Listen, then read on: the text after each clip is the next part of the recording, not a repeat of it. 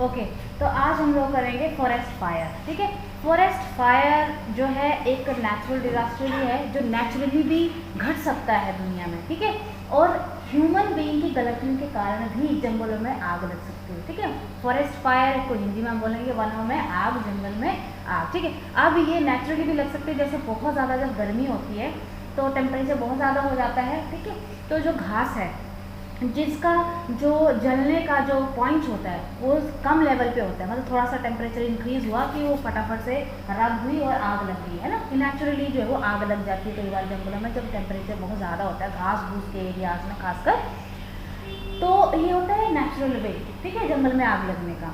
लेकिन ज़्यादातर दुनिया में जितने भी वन हैं और उसमें जो आग लगती हैं मैक्सिमम ये पाया गया है कि इंसान की गलतियों के कारण लगती है। ठीक है, जैसे इंसान जो है वो पिकनिक के लिए गया, कहीं गया, वहाँ पे उसने कैंप फायर किया, आग उग जलाई और जलती हुई लकड़ियाँ वहाँ पे छोड़ के गया, तो हवा के लगने से वो चिंगारी जो है वो सूखे घास में चली गई तो आग लग गई। ठीक है, और भी ऐसे कई कारण होते हैं, जैसे कि मान लो सिलेंडर का उसको रखा है लूज करके मीन्स, या उसका ध्यान नहीं दिया प्रॉपर और फट गया, आग लग गई, फ्लेम लग गई, या आपके पास कुछ ऐसे जो है लकड़ियाँ वगैरह हो, है ना, और कहीं जंगल में ऐसा कुछ स्पॉट हो तो वहाँ से भी आग जो है वो लग सकती है। मतलब कई ऐसे कारण हो सकते हैं जिसकी वजह से आग लगती है। जैसे अगर आप देखें तो कोई नशा करता है, जैसे बीड़ी सिगरेट कोई भी पीता है, जलती हुई जो उसको सिगरेट ऐसे फेंक दिया, या माचिस है उसको ऐसे ही फेंक दिया, ठीक है, तो वो भी जो है वो आग लग सकती है। या कुछ ऐसा मटेरियल होता है आग लगने का, जैसे कि फ्यूल वगैरह कुछ ऐसा हो, है ना, पास में,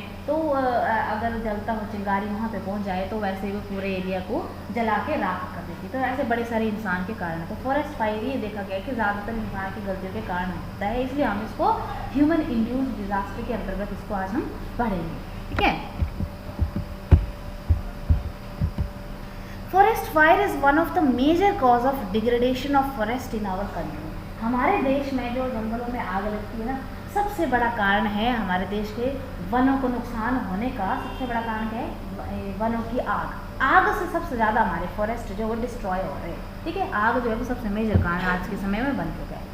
फॉरेस्ट देखो क्या होता है, precious forest resources and carbon is lost. जब भी फॉरेस्ट फायर होता है ना, आग लगती है वनों में, तो क्या होता है, महत्वपूर्ण जो वन्य संसाधन होते हैं, जो जंगलों से हमें संसाधन मिलते हैं, एटलीस्ट आप इमारत की लकड़ी समझ लो, और वनों से हमें और भी बहुत सारा रॉ मटेरियल मिलता है जिसको हम फिनिश करके फिनिश गुड बनाते हैं। ठीक है, तो बहुत सारा जंगलों से हमें संसाधन मिलते हैं, जड़ी बूटियाँ, है ना, दवाइयाँ, औषधि, ठीक है, और लकड़ियाँ, है ना, बहुत सारा कुछ नुकसान हो जाता है, सब कुछ जल के राख हो जाता है। ठीक है, तो बहुत कीमती संसाधन यहाँ पे पाए जाते हैं। इसके अलावा जो कार्बन है वो भी लॉस हो सकता है, क्योंकि पेड़ पौधे में क्या पाया जाता है, कार्बन पाया जाता है, वो लॉस हो जाता है, which has an impact on the flow of goods and services from the forest areas. ठीक है, इस तरीके से जंगलों से आने वाली जो भी हमें वस्तु मिलती हैं या सेवाएं मिलती हैं वो सब खत्म हो जाती है, वो धराशायी हो जाती है, क्योंकि सब कुछ जल गया, जल के राख हो गया, हमें कुछ नहीं मिलेगा। और इतने भी लार्ज एरिया से, है ना, लॉस ऑफ एनिमल लाइफ। इसके साथ साथ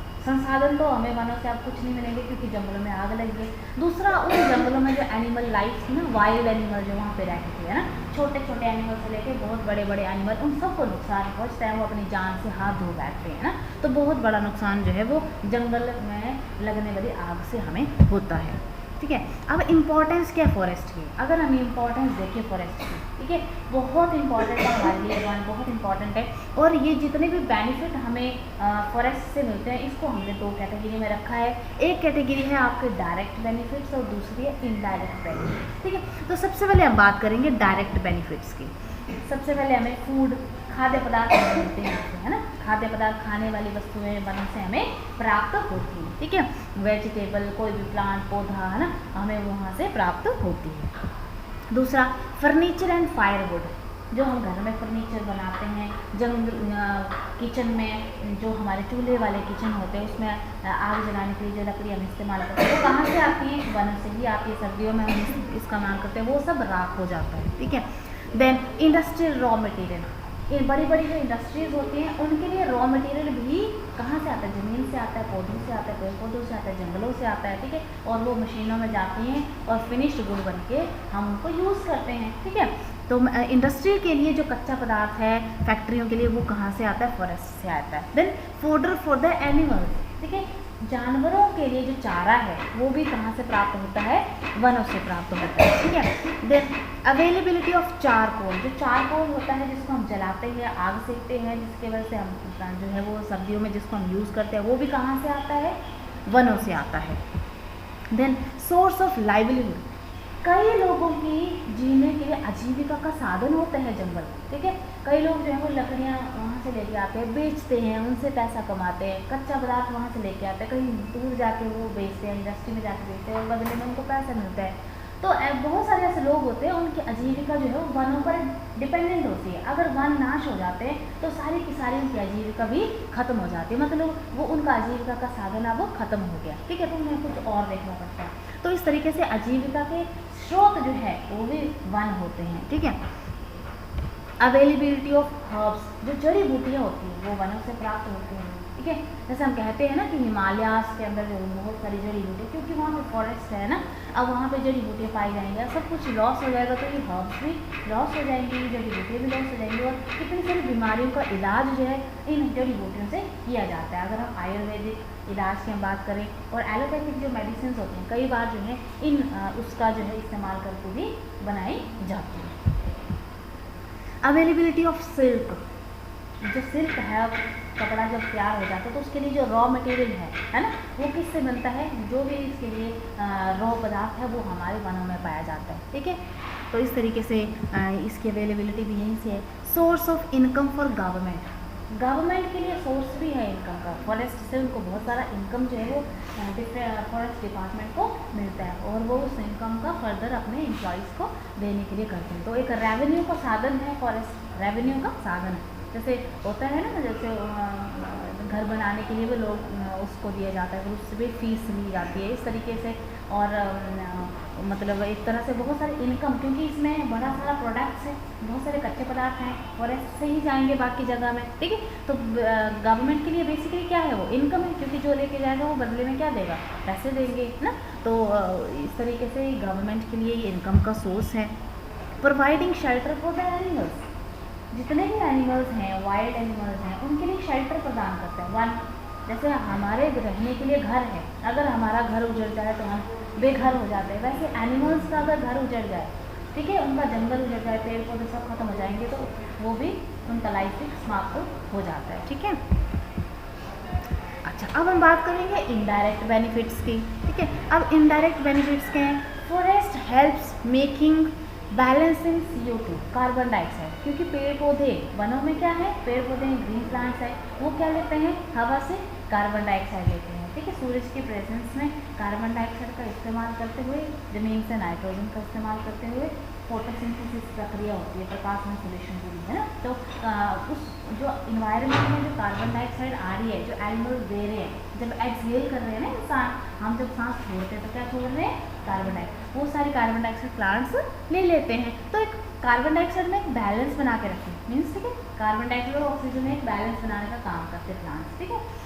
दूसरा जो इनडायरेक्ट बेनिफिट है दैट इज स्टॉप डेजर्टिफिकेशन, जितना प्लांट्स होता है, जितना प्लांट लाइफ है ना, जितने पेड़ पौधे होंगे तो उस ज़मीन का जो मरुस्थलीकरण है वो नहीं होगा। ज़मीन की मरुस्थलीकरण का मतलब है ज़मीन का बेकार हो जाना, किसी भी काम के लिए यूज़ ना हो पाना। अब काम तो बेसिकली क्या होता है, एग्रीकल्चर ही होता है, पेड़ पौधे उगाना ही होता है, चारा उगाना ही होता है।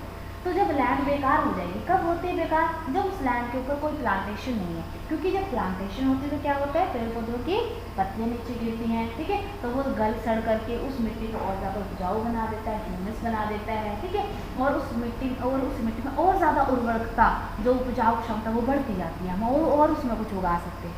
लेकिन जब क्या बोलते हैं, पेड़ पौधे जल जाते हैं तो ये सब कुछ खत्म हो जाता है, ठीक है। तो डेजर्टिफिकेशन नहीं हो पाता है, किसकी वजह से, जंगलों की वजह से। जंगल मिट्टी में उपजाऊपन बना के रखते हैं, उसका मरुस्थल उसको बेकार नहीं होने देते, ठीक है। तीसरा है attracts tourism and further provides employment, tourism को भी अट्रैक्ट करता है, लोग देखने के लिए जाते हैं, जंगलों को देखने के लिए जाते हैं, घूमने फिरने के लिए, जैसे हम लोग वाइल्ड लाइफ सेंचुरी में जाते हैं, है ना, फॉरेस्ट काला टोक खजियार में जाते हैं ना। तो इस तरीके से अलग अलग जगहों पे हम घूमने के इच्छुक जो है वो होते हैं। तो टूरिज्म की दृष्टि से वो एरिया जो है वो बहुत ज़्यादा महत्वपूर्ण होता है, और जब टूरिज्म के लोग वहाँ जाएंगे तो टूरिस्ट वहाँ पे जाएंगे तो क्या होगा, वहाँ के डिपार्टमेंट का रेवेन्यू बढ़ेगा, इनकम बढ़ेगी, गवर्नमेंट की इनकम बढ़ेगी, ठीक है। और वो फर्दर बाकी लोगों को क्या करेगा, एम्प्लॉयमेंट प्रदान, क्योंकि टूरिस्ट जाएंगे उनके लिए खाने पीने की रहने की व्यवस्था उनको करनी पड़ेगी, तो एम्प्लॉयमेंट भी बढ़ता जाएगा, ठीक है। तो ये सारी चीज़ें आपस में जुड़ी हुई हैं। Then keeps environment clean and fresh. जो पेड़ पौधे होते हैं वो हमारे इन्वायरमेंट को क्लीन एंड फ्रेश दिखते हैं, आपको दिख रहा है? ओके, इन्वायरमेंट को क्या करते हैं, clean and fresh. Okay, avoid drought situation, avoid drought situation मतलब जो सूखा पड़ता है, ठीक है। धरातल के ऊपर सूखा कब पड़ता है, जब रेनफॉल नहीं होती है। सूखा का मतलब यही है ना, जब बारिश नहीं होगी, पानी की कमी हो जाएगी तो सूखा पड़ जाता है। लेकिन जहाँ पे जितने ज़्यादा प्लांट्स होते हैं, पेड़ पौधे होते हैं, वहाँ पे क्या होता है, इवेपोट्रांसपिरेशन होता है, ठीक है। पानी से इवेपोरेशन होता है, पेड़ पौधों का जो पानी वो भी इवेपोरेट होता है, ठीक है। और वहाँ पे क्या होता है, बादल बनते हैं, बादल से बारिश होती है, ठीक है। तो प्लांट्स हमारे लिए जो ड्रॉट वाली सिचुएशन है उससे बचा के रखता है, सूखे से हमें बचा के रखता है। प्लांट्स हमारे लिए हमारे लिए बहुत महत्वपूर्ण होता है, क्योंकि वो हमें सूखे से बचा के रखते हैं, हमेशा नमी आर्द्रता जो वो हमें देते हैं। Then helps in rainfall, again same point कि ये बारिश लाने में सहायक होते हैं, ठीक है। कंट्रोल फ्लड, अगर किसी जगह के ऊपर फ्लड आ जाए तो उसको कंट्रोल करने की पावर होती है फॉरेस्ट में। कैसे? क्योंकि फॉरेस्ट अगर बिछा होगा, फॉरेस्ट लगा होगा, मतलब जंगल में पेड़ पौधे होंगे घने घने, तो फ्लड का पानी अगर तीव्र रफ्तार के साथ आएगा भी तो वो मिट्टी बहेगी नहीं, क्योंकि उस मिट्टी को पेड़ पौधों ने जकड़ के रखा है, ठीक है। और दूसरा, वो जो फ्लड का पानी है, क्योंकि उसके लिए बार बार पेड़ पौधों की ऑब्स्टेकल क्रिएट हो रहा है, मतलब बीच में उसको ऑब्स्टेकल है, रास्ता रुक रहा है, तो पानी वो बाइफरकेट हो जाएगा, है ना, अलग अलग दिशाओं में पानी वो चला जाएगा, तो पानी की स्पीड कम हो जाएगी और आगे जाके आने वाले जो एरिया है उनको नुकसान नहीं पहुँचाएगी। तो एक तरह से पेड़ पौधे जो फ्लड को कंट्रोल भी कर लेते हैं, ठीक है। उनसे ज़्यादा नुकसान नहीं होने देते। फ्लड से जो नुकसान अक्सर होता है उस नुकसान को नहीं होने देते अगर वन होंगे तो, ठीक है। मेक ह्यूमस, खाद होती है ना, जो जैविक खाद है, ठीक है, नेचुरली मिट्टी में नेचुरली जो है उपजाऊपन बना के रखते हैं प्राकृतिक तौर पे। क्यों? क्योंकि पेड़ पौधों की पत्तियां नीचे गिरती हैं, ठीक है, गिरती है ना, पतझड़ के मौसम में पेड़ पौधों की पत्तियां नीचे गिरती, वो गल सड़ करके उसी मिट्टी के ऊपर रहती है, ठीक है। और जब गल सड़ जाती है तो वो खाद के रूप में होती है, ठीक है, और वो मिट्टी बहुत ज़्यादा उपजाऊ होती है, ठीक है। देन इन्वायरमेंट बैलेंस, ठीक है, पूरे इन्वायरमेंट में एक बैलेंस, एक शुद्धता जो है वो बनाए रखती है। कौन? वन, पेड़ पौधे, है ना, पूरे इन्वायरमेंट को शुद्ध रखने का काम, उसमें संतुलन बनाए रखने का काम करते हैं। इंक्रीज अंडरग्राउंड वाटर लेवल, जो ज़मीन के अंदर जो वाटर लेवल है उसको भी इंक्रीज कर देते हैं। क्यों? क्योंकि इस मिट्टी में क्या होगा, जो ऊपर वाला पानी होगा, बारिश का, फ्लड का, जो भी वो अंदर रिस के जाएगा ना, ठीक है, तो वो नीचे जो वाटर लेवल है हमारा, जो भूमिगत जल है, उसका लेवल भी इंक्रीज हो जाएगा, ठीक है। तो ज़मीन के नीचे जो भूमिगत जल है उसको भी बना के रखता है, ठीक है। देन स्टॉप्स सॉइल इरोजन, मिट्टी का अपरदन होने से रोकता है। अब मिट्टी का अपरदन कैसे होता है? जब भी तेज बारिश होती है, तूफान चलता है, हवा आंधी जो भी होता है, उससे क्या होता है, मिट्टी अगर लूज है, फ्री है इन्वायरमेंट में, तो वो उसको तो कोई उड़ा के ले जा सकता है, समझिए। लेकिन अगर पेड़ पौधे ने उसको जकड़ के रखा है, उस पूरे एरिया के ऊपर वन है, पेड़ पौधे लगे हुए हैं, तो मिट्टी के जकड़ के रहेगी, जितनी मर्जी बारिश आ जाए उसका कोई फर्क उसको नहीं पड़ता, वो स्ट्रांग रहती है, अपनी जगह पे फर्म रहती है, वहीं पे टिकी रहती है, ठीक है। ओके, तो अब हम बात करेंगे डिफरेंट टाइप ऑफ फॉरेस्ट। जो फॉरेस्ट होते हैं वो डिफरेंट टाइप के होते हैं, अलग अलग टाइप्स के होते हैं। वैसे नाम एक है फॉरेस्ट, लेकिन उसकी भी डिफरेंट कैटेगरीज जो है वो हम देख सकते हैं, ठीक है। तो 4 कैटेगरी हम लोग यहाँ पे देख रहे हैं, ठीक है। Number 1, very dense forest, very dense, आप यहाँ पे पिक्चर भी देख रहे हैं, ठीक है। दिस इज वेरी डेंस, बहुत घने पेड़ पौधे, जब ऊपर के आपको कैनोपी दिखे, सिर्फ ऊपर का बिछा हुआ फॉर्म दिखे, नीचे आपको नहीं दिखे, ज़मीन ना दिखे, तो उस तरह का जो फॉरेस्ट का व्यू होगा ना, वो वेरी डेंस फॉरेस्ट होगा, ठीक है। And all land with tree cover including mangrove cover of canopy density of 70% and above. यहाँ पे पेड़ पौधों की डेंसिटी जो होती है कितनी होती है? 70%, मतलब बहुत घने पेड़ पौधे होते हैं, तो उसको वेरी डेंस फॉरेस्ट के कैटेगरी में हम रखते हैं। देन दूसरी है मॉडरेटली डेंस फॉरेस्ट। इस तरीके के जो होते हैं वो मध्यम लेवल के डेंस मतलब घनत्व वाले वन होते हैं, ठीक है। यहाँ पे इतने ज़्यादा घना बसाव नहीं होगा पेड़ पौधों का, इस तरीके के व्यू होगा। देन तीसरा जो है ओपन फॉरेस्ट, कुछ इस तरीके के, थोड़ा सा और ज़्यादा गैप होगा पेड़ पौधों के बीच में। और ये मैंग्रोव फॉरेस्ट, ठीक है। तो जो मॉडरेट डेंस फॉरेस्ट है वो क्या है, all land with tree cover including mangrove cover of canopy, density between 40% से लेके 70%। यहाँ पे जो डेंसिटी होगी 40 to 70% के बीच में होगी। देन ओपन फॉरेस्ट क्या होते हैं, all lands with tree cover including mangrove cover, mangrove cover भी इसमें आएगा, of canopy density between 10% to 40%, 10 to 40% इनका घनत्व जो है वो पेड़ पौधों का रहेगा। देन स्क्रब, एक होता है स्क्रब, ठीक है। स्क्रब फॉरेस्ट क्या होता है, all forest land with poor tree growth of mainly of small and stunt trees, ठीक है। यहाँ पे क्या होगी, बहुत दूर दूर फैले पेड़ पौधे होंगे और झाड़ियाँ होंगी, ठीक है। उस टाइप के फॉरेस्ट को बोलेंगे स्क्रब, ठीक है, स्क्रब फॉरेस्ट है ना। तो इनकी जो डेंसिटी होती है वो 10% से भी लेस होगी। तो 4 तरह के फॉरेस्ट होते हैं, very dense, moderate dense forest, open forest and last one is scrub forest, ठीक है। स्क्रब में हम सिर्फ झाड़ियों की बात करेंगे, एक का दुका जो है वहाँ पे पेड़ होगा दूर दूर, ठीक है, और स्क्रब जो है वो ज़्यादा होंगे। तो अगर हम इंडिया में देखें, ठीक है, फॉरेस्ट फायर अगर हम इंडिया में देखें तो आप यहाँ पे देख रहे हैं जो डार्क शेड है ना, डार्क शेड गहरा जो मैरून कलर देख रहे होंगे आप, मैरून से जो इससे लाइटर कलर है दिस इज रेड, ठीक है, और ये येलो से थोड़ा सा डार्क येलो एंड स्काई, ठीक है। तो जो डार्क मैरून कलर आप लोग देख रहे हो वो ज़्यादा फॉरेस्ट फायर को दिखाता है। जैसे जैसे हम लाइटर शेड की तरफ आते जाएंगे फॉरेस्ट फायर जो कम इंसिडेंट्स वाली होगी। तो देखो इंडिया में नॉर्थ ईस्ट में आप देख रहे हो कि ज़्यादा डार्क कलर आपको यहाँ पे दिखाई दे रहा होगा।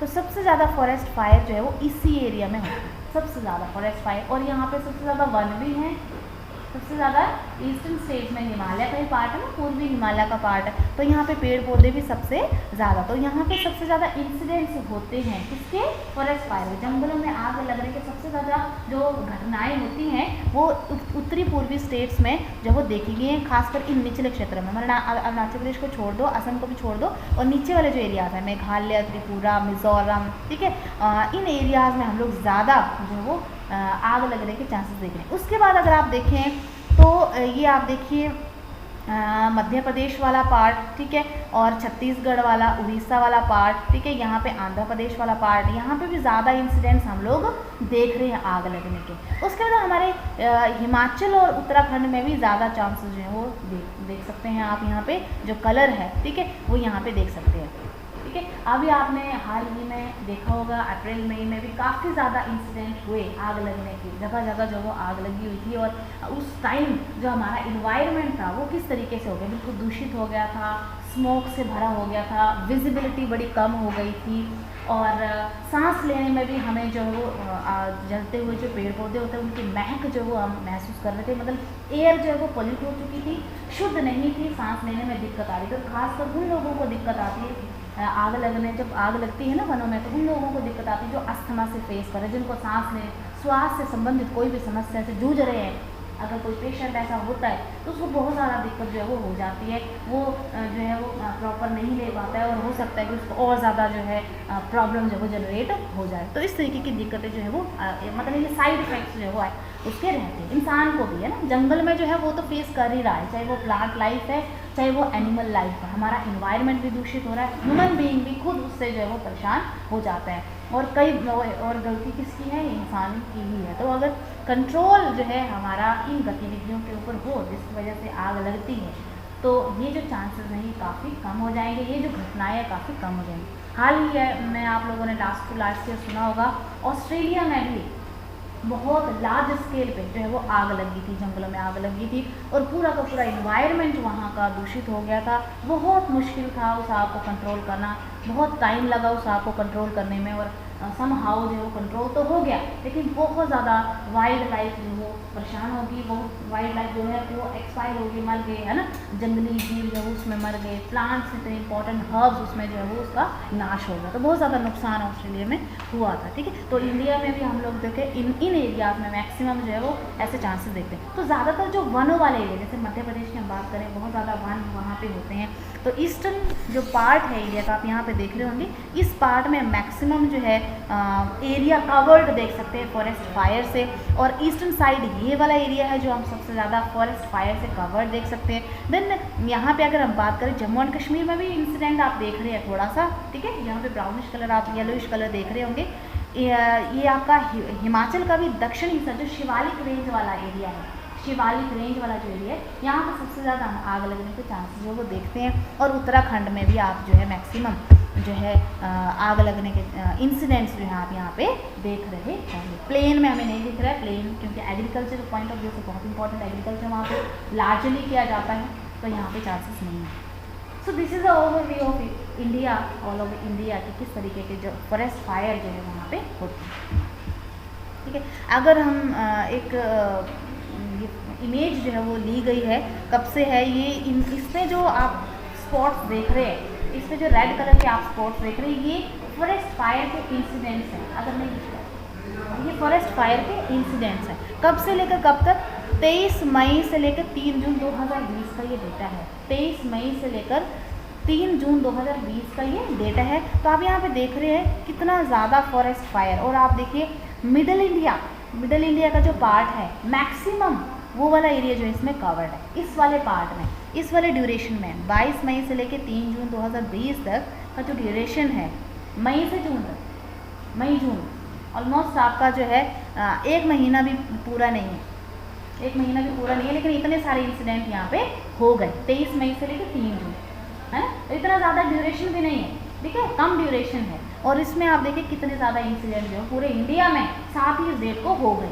और मिडल इंडिया पूरा कवर देखिए, यहाँ पे देखो सबसे ज़्यादा चांसेस आप देखिए मध्य प्रदेश में सबसे ज़्यादा वन पाए जाते हैं, और यहाँ पे इंसिडेंट भी सबसे ज़्यादा है। इसके अलावा अगर आप देखें तो महाराष्ट्र में, ये देखिए महाराष्ट्र में भी इंसिडेंट देखने आ, वो भी तटीय क्षेत्र के साथ, ठीक है। और यहाँ पे छत्तीसगढ़ में, आंध्र प्रदेश में, उड़ीसा में, ठीक है, झारखंड में भी इंसिडेंट्स आप देख रहे हैं, और उत्तराखंड, हिमाचल, जम्मू कश्मीर, ये एरिया सबसे ज़्यादा हाईलाइट हुए हैं फॉरेस्ट फायर, ठीक है। तो आप देख सकते हैं कि इन एरियाज़ में अगर फॉरेस्ट फायर को लेकर कंट्रोलिंग जो हमारे मेजर्स हैं वो अपनाए जाएँ, उपाय अपनाए जाएँ, तो हो सकता है कि इतने ज़्यादा इंसिडेंट ना हो, ठीक है। हम अपनी ही गतिविधियों को ध्यानपूर्वक करें, जो भी वहाँ पे गतिविधियाँ हुई इंसान की वजह से, ठीक है, उनको अगर हम ध्यानपूर्वक करते वो लोग, तो शायद ऐसे इंसिडेंट नहीं होते, ठीक है। एक चिंगारी से पूरा वन, आग, पूरा एरिया जल जाता है तो बहुत ज़्यादा नुकसान हो जाता है। चिंगारी एक होती है लेकिन नुकसान बहुत ज़्यादा होते हैं।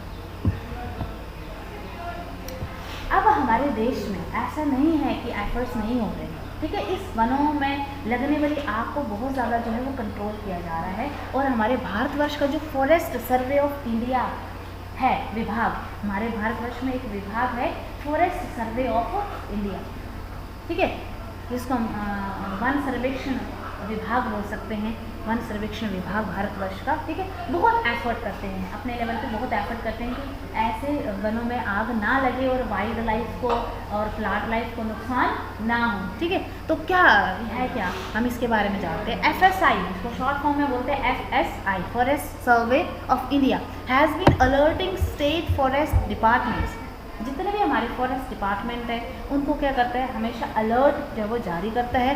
And other registered users of forest fire location, जितने भी फॉरेस्ट फायर लोकेशन हैं जनरली जहाँ जहाँ आग लगती है उन एरियाज में अलर्ट जो वो जारी कर देते हैं, detected by the Modi sensor, ठीक है। एक सेटेलाइट है, ठीक है, मोडी सेंसर उसमें है, ठीक है। तो उसके द्वारा जो है वो पता लग जाता है कि यहाँ इन एरियाज में आग जो वो लगी हुई है, इमेजेस आ जाती हैं। उस इमेजेस के आधार पर जो है वो पहले अलर्ट जारी कर दिया जाता है कि इन एरियाज़ में आग लगती रहती है, तो इस बार भी लग सकती है, सो बी अलर्ट, है ना, दिस टाइम बी अलर्ट, ठीक है। और कुछ ऐसी सेटेलाइट्स हैं हमारे पास जैसे कि एक्वा और टेरा सेटेलाइट, ठीक है, ये नासा के सेटेलाइट्स हैं और 2004 से हमें डेटा जो वो प्रदान कर रही हैं, जिसके माध्यम से हमें पता चल जाता है कि दुनिया के किस भाग में जो वो आग लगी हुई है, तो वो इमेजेस हमें मिलती रहती है, उन इमेजेस के आधार पर हमें अलर्ट जो है करते रहते हैं। दूसरा है 2017 से FSI has also started disseminating alerts obtained from SNPP VIIRS sensor. ऐसे और भी सेंसर्स हैं जैसे कि SNPP VIIRS सेंसर, ठीक है, जो कि हमें फायर से रिलेटेड, फॉरेस्ट फायर से रिलेटेड डेटा जो है वो प्रदान करते रहते हैं और इस डेटा का हमें इस्तेमाल करते हैं अपने बाकी मतलब जो जितने भी फॉरेस्ट डिपार्टमेंट है उनको अलर्ट जारी करने के लिए, which has a better resolution. और ये जो सेटेलाइट्स हैं इनके जो सेंसर है, इनके अंदर जो सेंसर लगे हैं, इनकी जो रेजोल्यूशन है, मतलब इनका जो क्लैरिटी है वो कितना है, 375 मीटर बाई 375 मीटर, मतलब धरातल के ऊपर 375 मीटर बाई 375 मीटर का कोई स्केल होगा ना, इतने तक वो है सूक्ष्म नजर जो उस पर रख सकता है, इतना बारीक से हम जमीन को देख सकते हैं, इतना हाई फाई सेंसर है इसका, ठीक है, compare to MODIS 1 kilometre by 1 kilometre. जबकि जो मॉडिस का सेंसर है उसका जो कि नासा की है, इसका जो रेजोल्यूशन है वो 1 किलोमीटर बाई 1 किलोमीटर, मतलब 1 किलोमीटर से ज़्यादा अगर हम जूम इन करें तो वो हमें दिखती नहीं है पिक्चर, लेकिन इसमें 375 मीटर तक हम जा सकते हैं। तो काफ़ी एडवांस टेक्नोलॉजी, काफ़ी एडवांस सेटेलाइट्स हमारे पास हैं और उनके अंदर जो सेंसर लगे हैं वो भी काफ़ी एडवांस है, तो मतलब इमेज जो है धरातल की इमेज हमें क्लियरली दिख जाती है, मतलब और ज़्यादा हमें आइडियाज़ लगते हैं कि ज़मीन पर कहाँ कहाँ जो वो आग लगी हुई है, किन एरियाज़ में, वो लोकेशन फाइंड आउट करना हमारे लिए आसान है, तो फटाफट से उसका जो है उपाय करना भी हमारे लिए पॉसिबल है, ठीक है। अच्छा, इसके अलावा क्या करता है ये, alerts are disseminated up to beat level in case of 10 states. ज़्यादातर किन स्टेट्स में अलर्ट जो जारी किया जाता है जहाँ पे फायर लगती है, ज़्यादातर कौन से ऐसे एरियाज़ हैं, आंध्र प्रदेश, बिहार, हिमाचल प्रदेश, झारखंड, कर्नाटका, महाराष्ट्र, मिज़ोरम, पंजाब, तेलंगाना, त्रिपुरा, ठीक है, त्रिपुरा, ठीक है, और मतलब और केरला के कुछ एरिया, ठीक है, इन सब स्टेट्स में अलर्ट जो वो जारी कर दिया जाता है। In case of other states और union territories alerts are sent up to district level in the absence of administrative boundary information from state forest department. और बाकी जो स्टेट्स बच गई, ठीक है, वहाँ पे ऐसा नहीं है, वहाँ पे अलर्ट जारी नहीं किया जाता, वहाँ पे भी अलर्ट्स जो जारी कर दिया जाता है, लेकिन मेनली जो है इन स्टेट्स में हम अलर्ट जारी करते हैं क्योंकि मैक्सिमम फायर लोकेशन जो वो यहीं पे। So I hope it is clear to all of you. Thank you.